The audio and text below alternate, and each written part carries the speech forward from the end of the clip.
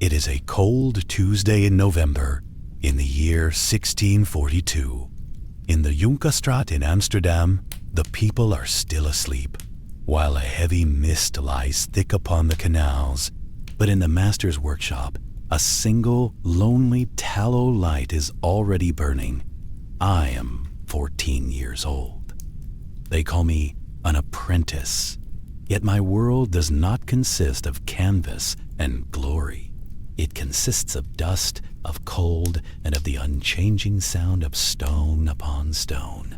Before we begin our long journey into the silence, if this story helps you find your way to sleep, please consider liking this video and subscribing to the channel. It is a simple gesture that helps keep the light burning in our workshop and guides other weary souls to this place of rest. Lie down comfortably, breathe in deeply. As I tell you of my day, allow yourself to sink into the monotony of my work. There is nothing left for you to do today except to listen and slowly forget. The world begins not with the sun, but with the smell of cold tallow and the dry, biting scent of yesterday's dust. My eyes open before the light arrives. The darkness in the workshop is a physical thing. It has a weight to it, like a thick woolen blanket that has become damp and heavy. I lie for a moment on my straw pallet, feeling the stillness. My limbs are not mine yet.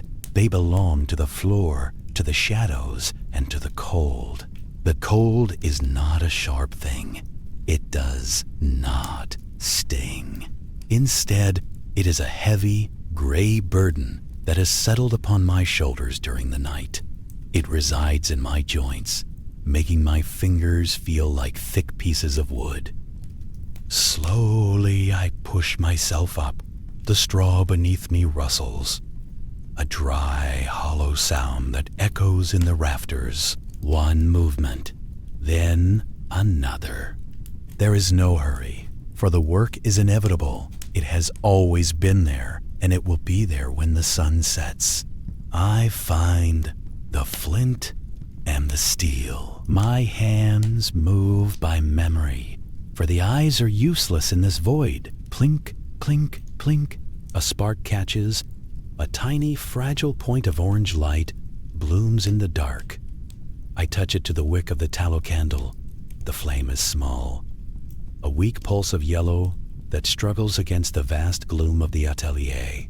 It casts long, distorted shadows of the easels and the heavy oak tables.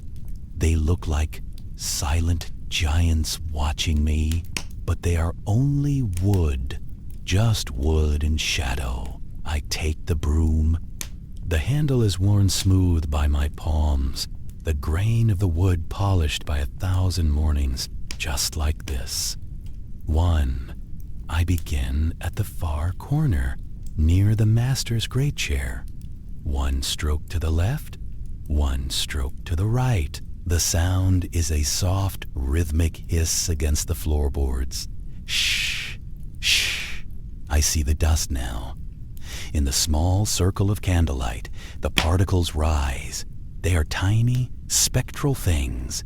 Woken from their rest by my broom, they float upward into the yellow light, swirling in slow, lazy constellations. I watch. One grain of dust. It rises, caught in the warmth of the candle. Then it drifts, spinning slowly, until it loses its strength and begins its long descent back to the floor. The dust dances. The dust settles again. I move the broom again. One stroke to the left, one stroke to the right. The floorboards are wide and old.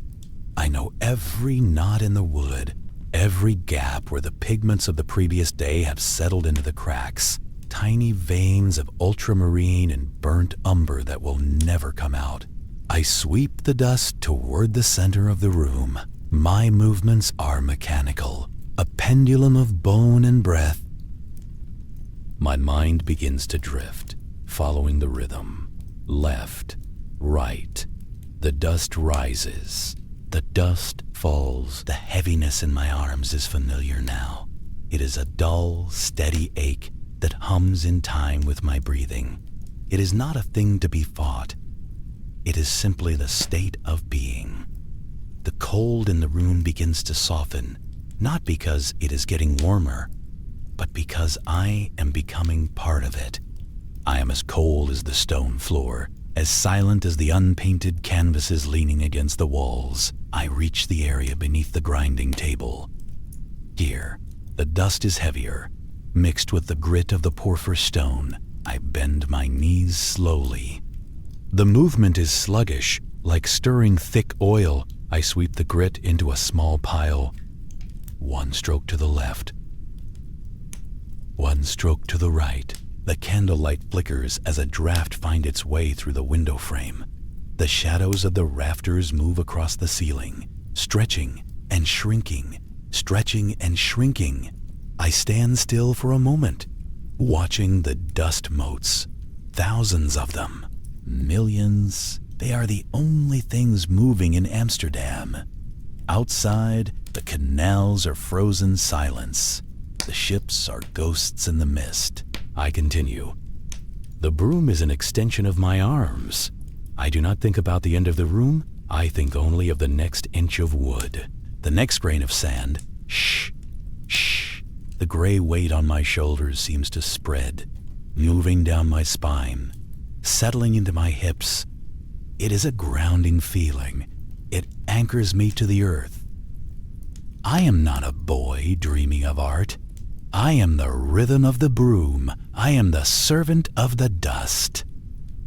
As I move toward the door, the pile of dust grows.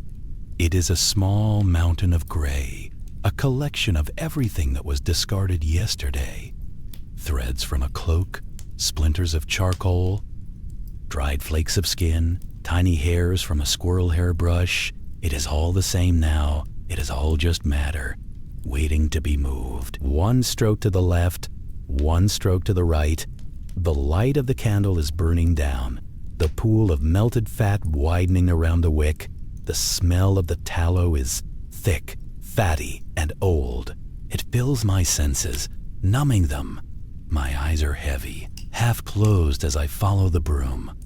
I do not need to see. The floor is my map. The rhythm is my guide. The dust dances. The dust settles again. I have reached the threshold. I gather the pile into the dustpan, the metal scraping against the wood. With a low, grounding moan, I stand up, and for a moment, the world sways. My head feels light, filled with the same mist that covers the Junkerstraat. I open the heavy oak door. The air from the street is a wall of ice, but I do not flinch. It enters my lungs, cold and pure. I empty the dustpan into the gutter. The gray pile vanishes into the gray fog. I return inside. I close the door. The silence returns, heavier than before. The workshop is clean, but the dust is already beginning to settle again, invisible in the air, waiting for tomorrow. I set the broom aside. My hands are numb. My heart beats slowly, a muffled drum beneath layers of wool. The first task is done. The next is waiting. But for now, there is only the flickering candle and the weight of the morning. The dust is still. The world is gray. I breathe in the cold, and I prepare to move again. One step, then another. The stone is waiting. The air in the back of the workshop is different. It is thinner, sharper, carrying a scent that bites at the back of the throat, a mixture of sour vinegar and the heavy, damp rot of the stables. This is where the jars are kept. This is where the lead transforms. I move toward the shelf, where the earthenware pots sit in their silent rows. Each one, a small vessel of slow, invisible change. I reach for the first pot. My fingers, already stained with the brown earth of the umber, feel thick and clumsy. The clay is cold, a damp, porous cold that seems to suck the remaining warmth from my skin. I lift it slowly. It is heavy, but it is a familiar weight. I carry it to the wooden bench, my footsteps muffled by the layer of dust that I swept only hours ago. Everything in this room returns to dust. I open the lid. The smell of vinegar rises in a pale, invisible cloud. It is sharp enough to make my eyes water, but I do not blink. I cannot afford the energy of a blink. I simply let the sting become part of the morning, a constant, low-thrumming irritation that sits behind my eyes. Inside the pot, the lead coils are waiting. They were gray when I placed them there weeks ago. Dull, heavy, and metallic. Now they are transformed. They are covered in a crust of white. It is a white so pure it seems out of place in this gray, shadow-filled world. It looks like frost on a window pane, or the delicate scales of a dead fish. This is the lead white. The master needs it for the highlights, for the glow on a forehead, the shine of a silk collar, the spark in a painted eye. But here in my hands, it is not light. It is a slow, heavy poison. I take the iron scraper. The metal is pitted and old. Scrape and gather. Scrape and gather. I begin at the top of the lead coil. I press the edge of the scraper against the metal. The white crust yields with a dry, brittle sound. It is the sound of something breaking that was never meant to be whole. The flakes fall onto the wooden tray below. They fall like dry snow, silent and light, yet they feel heavy in my mind. Scrape and gather, scrape and gather. I watch the flakes. They are beautiful in a way that makes me feel hollow. Some are large, like the wings of a moth. Others are mere dust, swirling upward as I move. I breathe in. I know I shouldn't, but the air is thick with it. I taste it on my tongue. A faint, sickly sweet metallic flavor. It is a taste that never truly leaves. It sits there at the back of my mouth, a reminder that the white is entering me, settling into my bones just as it settles on the tray. The movement of my arm is mechanical, up and down. A slow, rhythmic shaving of the metal, one stroke down, one stroke back. The white flakes pile up. They form a miniature mountain of pale silver and chalk. I find myself staring at the texture. It is so dry. It is the opposite of life. It is the color of bone, the color of the mist that swallows the ships in the harbor. I feel as though I am scraping away the world itself, leaving only this blank, white silence. My head begins to feel strange. It is a soft, cushioned sensation, as if my brain is being wrapped in layers of unspun wool. The sharp edges of the workshop, the corners of the tables, the silhouette of the press begin to blur. The metallic taste grows stronger. It is not unpleasant. It is simply there, a heavy, sweet fog that fills my skull. I feel distant from my own hands. I watch them work as if they belonged to someone else. A boy I used to know, a boy who isn't as tired as I am. Scrape and gather, scrape and gather. The vinegar fumes continue to rise, mixing with the sweetness of the lead. It is a dizzying dance.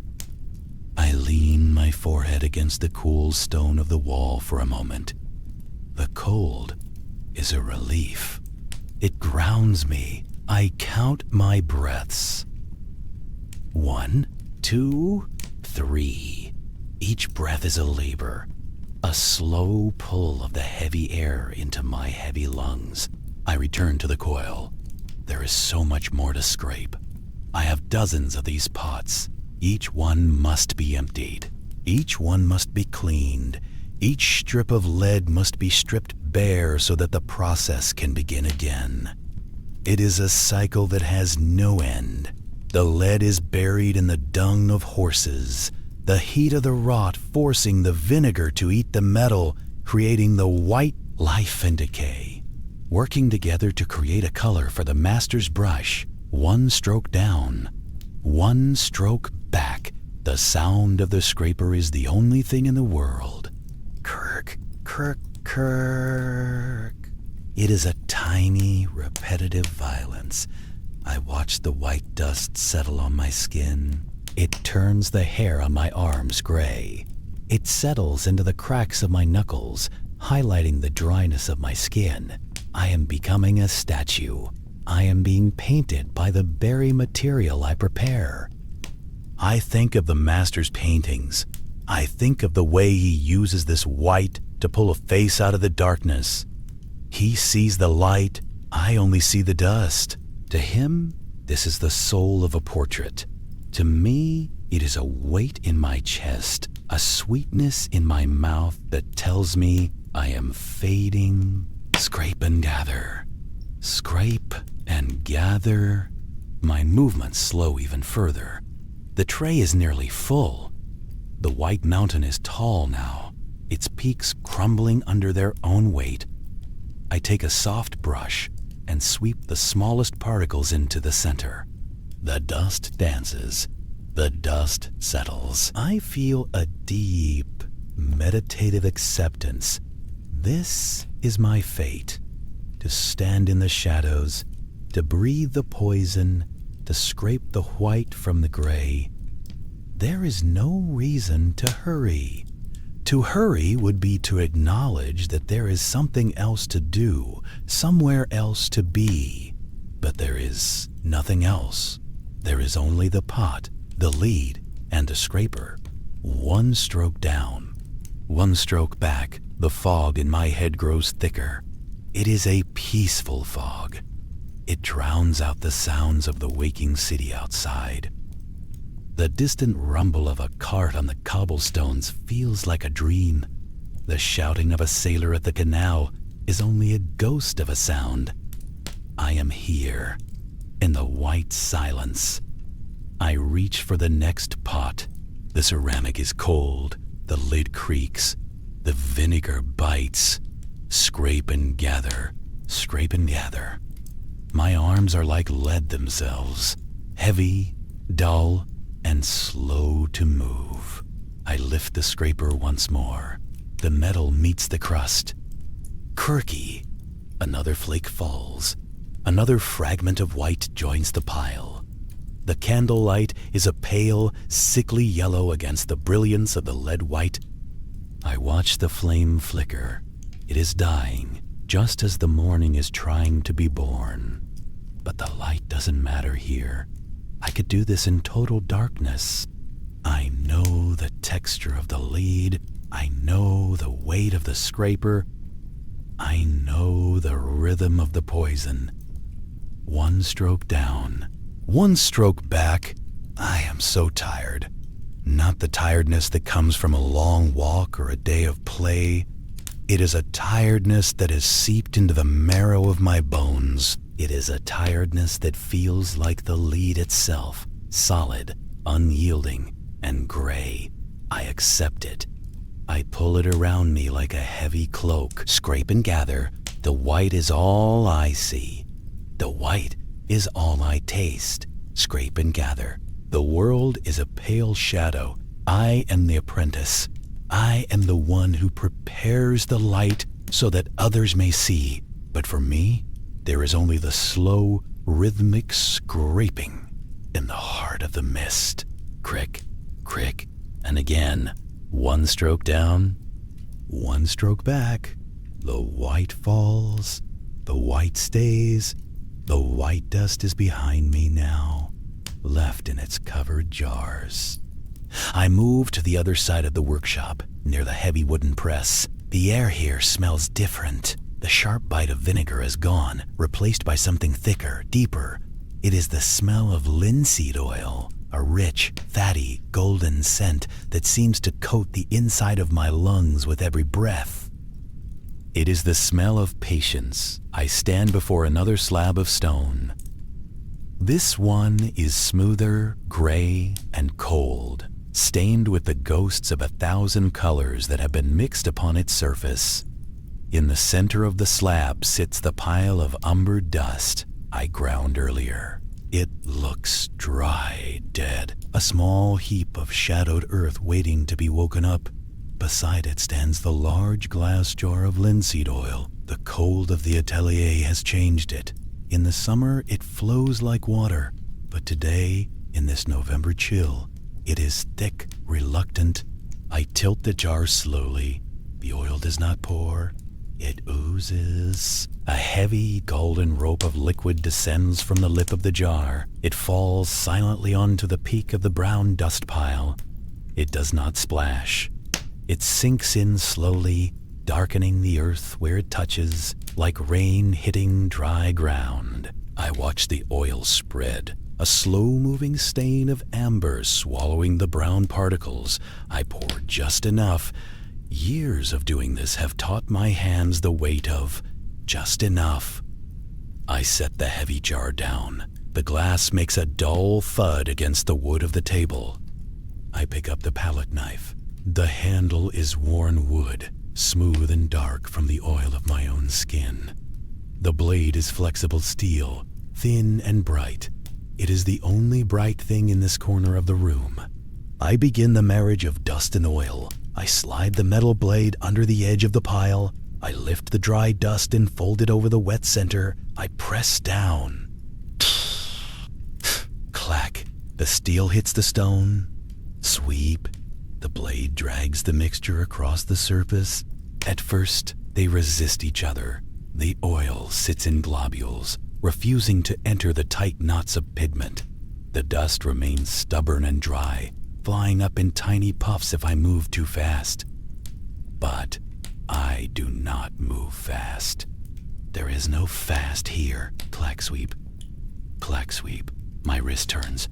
My forearm tightens. It is a small movement, contained, but repeated infinitely. The heaviness in my shoulders, which began with the broom and grew with the grinding stone, is now a permanent resident. It is a warm, dull weight that pulls me downward towards the slab. My head feels incredibly heavy, teetering on the top of my spine. I have to concentrate just to keep my chin lifted, to keep my eyes focused on the brown sludge. Clack sweep, clack sweep. Slowly, imperceptibly, the alchemy begins to happen. The mixture is changing. It is no longer dust and oil. It is becoming something else. The texture changes under my knife. It becomes heavier, stickier. The sound changes too. It is no longer just the dry scrape of metal on stone. Now, there is a wet, sucking sound as I lift the blade. A soft shh, luck, as the paste clings to the steel, and then releases. I gather the sprawling mess back into the center of the slab. I scrape the edges, bringing the stragglers back into the fold. Clack, sweep, gather and press. The color is deepening. The dry, pale brown is gone. In its place is a rich, dark chocolate color. It is glistening now. It catches the weak light from the tallow candle and holds it. The paste is becoming viscous. It has body. It resists the knife, pulling back against my hand with a slow, stubborn strength. It feels like stirring cold honey, like dragging a stick through thick mud. My mind drifts away from the workshop. It floats on the sea of golden oil. There is no painting to be made, no master to please. There is only the sensation of thick liquid moving against stone. I am mesmerized by the shine of it. I watch the swirls I create with the knife, tiny vortexes of umber that appear and are immediately smoothed away by the next pass of the blade. Clack, sweep, clack, sweep. How long have I been standing here? Time has no meaning. The shadows have not moved. The cold has not lifted. I am just a machine that turns oil into paint. My arm is a lever. My hand is a clamp. My eyes are merely watchers. The paste is getting smooth now. The graininess is disappearing. It is becoming velvety, luscious. If I were to touch it, it would feel cool and greasy and perfectly smooth. It is almost ready. I stop for a moment. My arm drops to my side, dead weight. The blood rushes back into my fingertips. A faint, prickling sensation that feels far away. I stare at the mound of paint. It is a perfect, glistening dome of dark earth. It looks alive in the lamplight. I must ensure it is perfect. The master will know if there is a single grain of dry pigment left hidden inside. He will feel it under his brush. I lift the knife again. It feels heavier than before. Clack, sweep. I spread the paint thin across the stone, looking for imperfections. A thin, translucent layer of brown glass. It is pure, transparent. It is ready. I scrape it all back together one last time, building the shining mound in the center of the slab. The smell of the linseed oil is thick in my throat. It coats my tongue. It is a heavy, savory taste that makes me feel full. Though I have eaten nothing since yesterday's bread, I am full of oil and dust and tiredness. The task is finished. The dust has become paint. I look at it, and I feel nothing but the immense crushing weight of gravity pulling at my eyelids. The paint sits there, shiny and expectant. It is ready for the canvas. But I am not done. I turn away from the finished brown. There are other pots, other pigments waiting for their baptism in the oil. But first, the tools must be cleaned. The cycle must be reset. I reach for a rag, stiff with old paint, and begin to wipe the beautiful brown shining paste from the bright steel blade. The work continues. The oil flows. The heavy golden scent fills the silence. The master is gone. The heavy oak door has clicked shut, the sound echoing through the cavernous workshop like a final gavel strike. His footsteps have faded into the cobblestones of the Junkerstraat, leaving me behind with the silence and the ghosts of the day's work. The room is colder now. The fire in the hearth is nothing but a heap of gray ash and a few stubborn, glowing embers that pulse like a dying heart. But for me, the day does not end with the sun nor the master's departure. For me, the day ends only when the tools are pure again. I stand before the ceramic jar. In it, a cluster of brushes stands like a bouquet of dead, stiff weeds. There are 40 of them, perhaps more. I do not count them to find an end. I count them only to know the weight of the task. They are caked in the remains of the day, thick, drying skins of ochre, vermilion, and the lead white I scraped earlier. If I leave them, the paint will harden into stone by morning, and the brushes will be ruined. And so, I begin.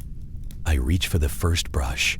It is a large hog hair brush, wide and coarse, used for the heavy backgrounds. The bristles are stiff, clumped together by a dark, treacly brown. Dip, wipe, dry. I plunge the head into the pot of turpentine. The liquid is clear and biting. As the bristles hit the surface, a cloud of brown billows out, swirling like smoke in a winter sky. I swirl the brush, slowly, swish, swish, swish. I can feel the resistance of the paint softening, the turpentine eating away at the oil, breaking the bond between the hair and the pigment. I pull it out and draw the bristles across a scrap of old linen. A long, muddy streak appears on the cloth. Dip, wipe, dry. The smell of the turpentine is a sharp, cold ghost that haunts my nostrils. It is a clean smell, but a cruel one. My hands are already mapped with cracks, the skin dry and white from weeks of this labor. I feel the liquid seep into the small fissures around my fingernails. It is a distant, uninteresting tingle, a faint humming of the nerves that I have learned to push to the very edge of my mind. It is not pain. It is simply a signal that I am still there. I pick up the next brush. This one is smaller, a squirrel hair brush, delicate and soft. I treat it with the same heavy, rhythmic care. Dip, wipe, dry. I take a piece of hard gray soap. I wet it and began to work the brush into the lather. I use the palm of my hand as a bowl. I feel the soft bristles tickling my skin, the foam turning a dull, muddy gray as it draws the last of the pigment from the heart of the brush. I use my thumb to gently part the hairs, searching for hidden pockets of color near the metal ferrule. Each hair must be free. Each hair must be clean. 1 hair, 10 hairs, 100 hairs. I feel them glide between my fingers like silk threads. Eintunken, ausstreichen, trocknen. The repetition is a cradle. My body sways slightly as I work. My eyes are fixed on the small white bubbles of soap. They grow and pop, grow and pop. A tiny, silent universe born and destroyed in the palm of my hand. I am no longer a boy. I am a part of the cleaning process. I am the bridge between the dirty tool and the clean one. I move to the next. A medium round brush. Dip, wipe, dry. The candle on the table is a mere stub now, a drowning wick in a pool of clear fat. The light it casts is rhythmic, pulsing with my breath. The shadows of the brushes on the wall look like long, thin fingers reaching for the ceiling. I watch them as I move. They move with me. We are all dancing the same slow, exhausted dance. My fingers are beginning to feel numb. The combination of the cold water and the turpentine has stolen the heat from my blood. My hands look like the hands of an old man, pale, wrinkled, and stained. I look at them with a strange, detached curiosity. They are the tools that clean the tools. Dip, wipe, dry. I think of the master's hands.